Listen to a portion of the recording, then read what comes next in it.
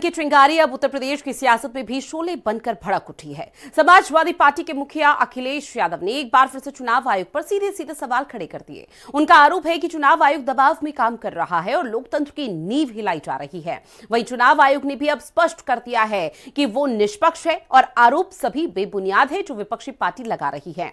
उधर बीजेपी ने अखिलेश यादव के बयानों को हार का डर और विपक्ष की हताशा बताया। तो क्या विपक्ष चुनाव आयोग के कंधे पर सियासी बंदूक रखकर खेलने की कोशिश कर रहा है एक बड़ा दाव, और क्या वाकई में यूपी की सियासत एक नई करवट लेने वाली है? रिपोर्ट देखिए।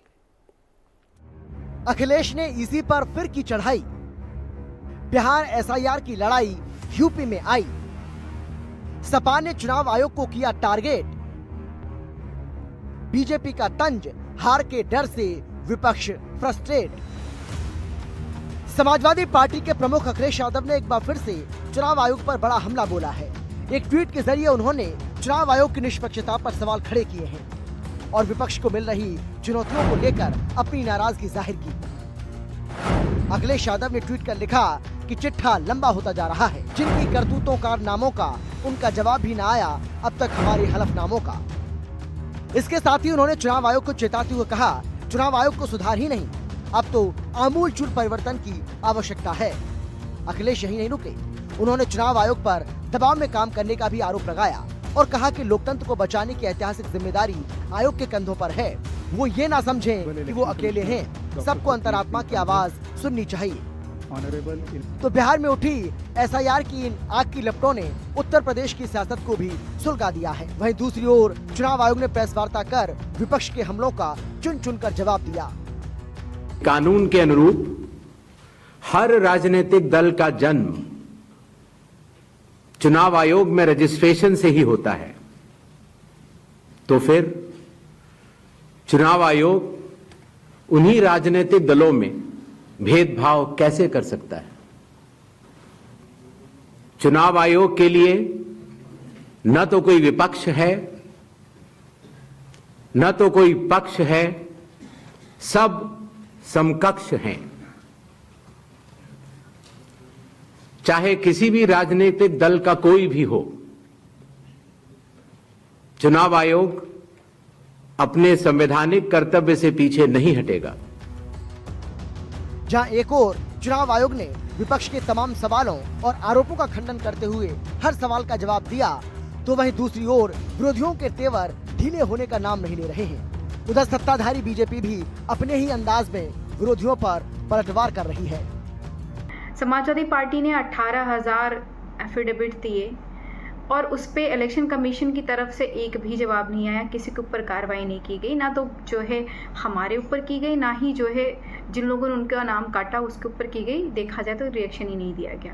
तो प्रश्न उठता है कि जब इलेक्शन कमीशन को ज़रूरत है कि हम लोकतंत्र की बात कर रहे हैं, उनकी जिम्मेदारी है कि लोकतंत्र को वो सबसे ज़्यादा सुरक्षित रखे, सबसे ज़्यादा कार्यभार उनके ऊपर है, उस वक्त वो आकर के क्लियरिफिकेशन भी नहीं देते हैं। चुनाव आयोग भारतीय जनता पार्टी की कठपुतली की तरह काम कर रहा है। अखिलेश यादव जी राष्ट्रीय अध्यक्ष हैं, पूर्व मुख्यमंत्री हैं।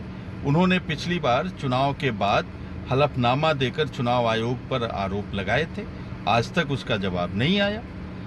अब कर्नाटका में महादेवा विधानसभा का जो फर्जीवाड़ा राहुल गांधी जी ने उजागर किया है, अब चुनाव आयोग के लोग कह रहे हैं कि आप शपथ पत्र लेके दीजिए। तो भाई अखिलेश यादव जी ने जो शपथ पत्र देकर आप पर आरोप लगाए थे, उसका आपने जवाब क्यों नहीं दिया?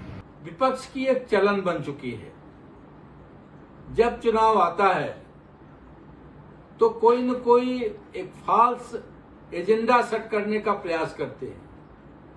ये वोट चोरी का जो स्लोगन है, वो चाहे तेजस्वी यादव हो, चाहे श्रीमान अखिलेश यादव हो, चाहे श्रीमान राहुल गांधी जी, यह वोट चोरी भी इनका एक फॉल्स स्लोगन है, एक एजेंडा सेट करने का प्रयास है जो लगातार चुनाव के पहले विपक्ष करता है और देश की सम्मानित जनता जनार्दन उसे पूरी तरह खारिज करती है। जो लोग संविधान की किताब लिए हाथ में घूमते थे, आज वो संवैधानिक संस्थाओं को किस तरह से लांछित करने का प्रयास कर रहे हैं। तो चुनाव आयोग के कंधे पर बंदूक रखकर चला रहा है विपक्ष। न पक्ष न विपक्ष, चुनाव आयोग है निष्पक्ष।